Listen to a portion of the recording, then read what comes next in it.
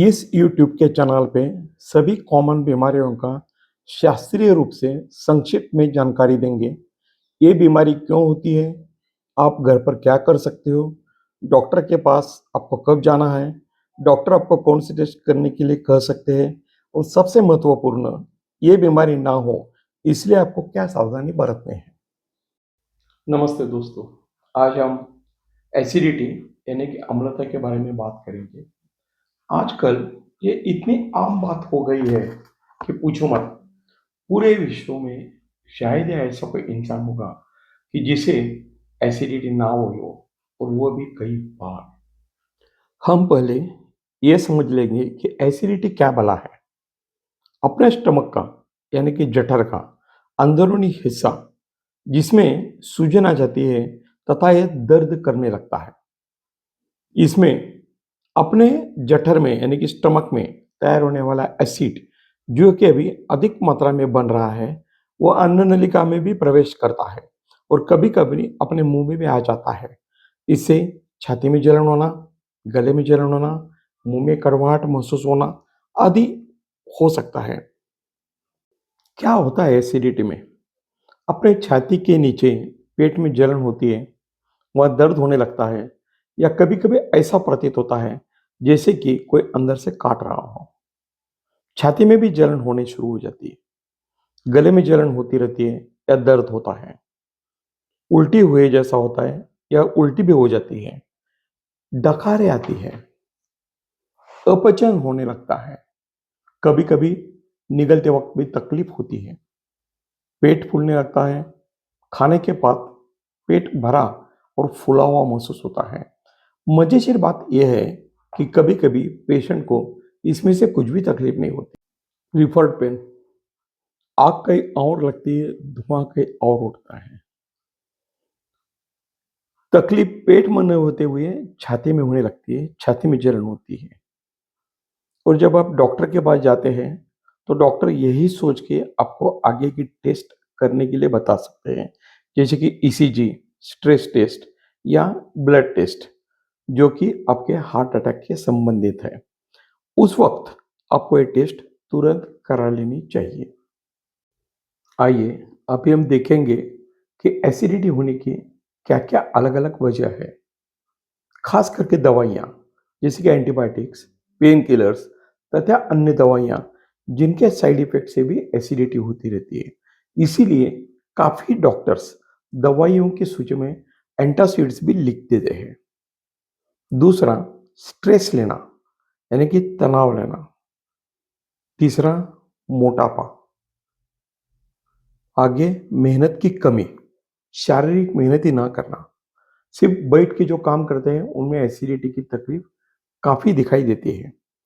अनियमित तथा गलम प्रकार के भोजन का सेवन करना, जैसे कि हरदम फास्ट फूड खाना, तीखा तथा तले वाले पदार्थ का सेवन अधिक मात्रा में करना, सिगरेट, तंबाकू तथा मदिरा का सेवन अधिक मात्रा में करना, खाने के बाद तुरंत सोना, चाय, कॉफ़ी या सॉफ्ट ड्रिंक्स अधिक मात्रा में लेना, निद्रा पूरी न लेना यानी कि निद्रा की कमी होना, और निद्रा लेते वक्त सिर एक तो पैर के साथ रहना या पैर के पोजीशन से थोड़ा नीचे रहना, ऐसे लोगों में भी एसिडिटी काफ़ी पाई जाती है।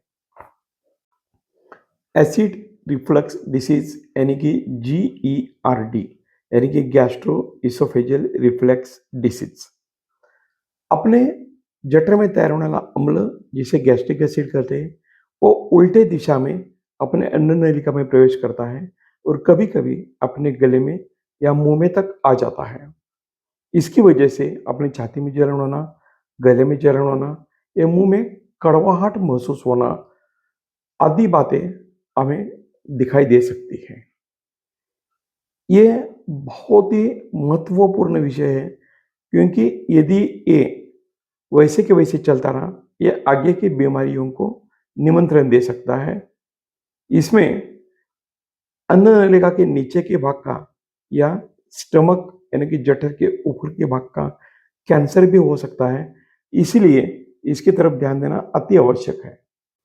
आइए हम देखेंगे कि एसिडिटी यानी अम्लता को एक तो कम कैसे किया जाए या टाला कैसे जाए। आप मोटे होंगे तो आपको वजन घटाना नितांत आवश्यक है। सिगरेट पीना, तंबाकू खाना तथा शराब पीना, इसे आप यदि गुड बाय कहते हैं तो बहुत अच्छा है। इन चीज़ों को टाटा कर दीजिए, तौबा कीजिए, परहेज कीजिए। जिन्हें एसिडिटी की शिकायत है, वो एक साथ खाना न खाते हुए दिन भर में टुकड़े-टुकड़े में यानी कि 4-5 बार खाना खाइए। खाना खाते ही लेटो मत, थोड़ा चलने की आदत डालो। इसकी वजह से जो आप खाना खाते हो, वो हजम होने में या उसे आगे ढकेलने में मदद साबित होगी। तीखे तथा तले वाले पदार्थ को छोड़ दो। चाय, कॉफ़ी, सॉफ्ट ड्रिंक्स, चॉकलेट ये कम से कम मात्रा में लें। नॉन-वेज या अन्य फैटी फूड्स न खाएँ तो बहुत अच्छी बात है। कांदा, लहसुन तथा टोमेटो ये एसिडिटी के दोस्त है। इसलिए बेहतर है जैसे जैन लोग इनसे परहेज करते हैं, आप भी करें। दवाइयाँ तभी लें जब बहुत ही ज़रूरत हो। खाना खाने के बाद मेहनत के काम कम से कम आधा घंटे तक ना करें। सोते वक्त आपका सिर पैर से कम 6 इंच ऊपर होना चाहिए। आइए हम देखेंगे कि एसिडिटी का घर पर यह मुकाबला कैसे कर सकते हैं। आप ठंडे दूध का सेवन कर सकते हो। 2 इलायची के दाने के पाउडर पानी में उबाल कर सेवन करें। पेपरमिंट तथा अदरक का सेवन करें, चाय या दूध के साथ। सेब के सिरके का रस पानी के साथ आप ले सकते हो। बेकिंग सोडा दिन भर में आधा-आधा चम्मच 3 बार ले सकते हो या नींबू पानी ले सकते हो। इससे आपको काफ़ी राहत मिल सकती है। बाकी चीज़ें मैंने चित्र में दिखाई है। अब हम देखेंगे कि एसिडिटी जब कम नहीं होती है, तब हमें डॉक्टर के पास कब जाना पड़ता है। यदि घर के उपाय करके भी आपकी एसिडिटी कम ना हो तो, यदि साथ में आपका वजन घट रहा हो तो, यदि भूख कम हो रही है, उल्टियाँ हो रही है, काले कलर की टट्टी हो रही है, निगलते वक्त आपको तकलीफ हो रही है या ऐसा लग रहा है कि छाती में खाना अटक रहा है या बहुत थकान आ रही है, तो आपको डॉक्टर की सलाह ज़रूर लेनी चाहिए। आपके डॉक्टर्स आपको कुछ दवाएँ लेने की सलाह दे सकते हैं, जैसे कि एंटासिड्स। ये आपके स्टमक में जो आपका अम्ल रहता है, एसिड रहता है, उसे न्यूट्रलाइज़ करता है, यानी कि उसके एक्शन खत्म करता है और आपको राहत प्रदान करता है। दूसरा H2 ब्लॉकर, ये आपके स्टमक में का एसिड को घटाता है।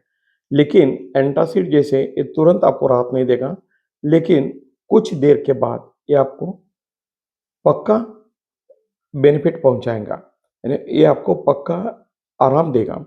तीसरा प्रोटॉन पंप इन्हिबिटर, इसकी भी एक्शन लगभग H2 ब्लॉकर जैसी है, ये भी आपके स्टमक के एसिड का सेक्रेशन घटाता है।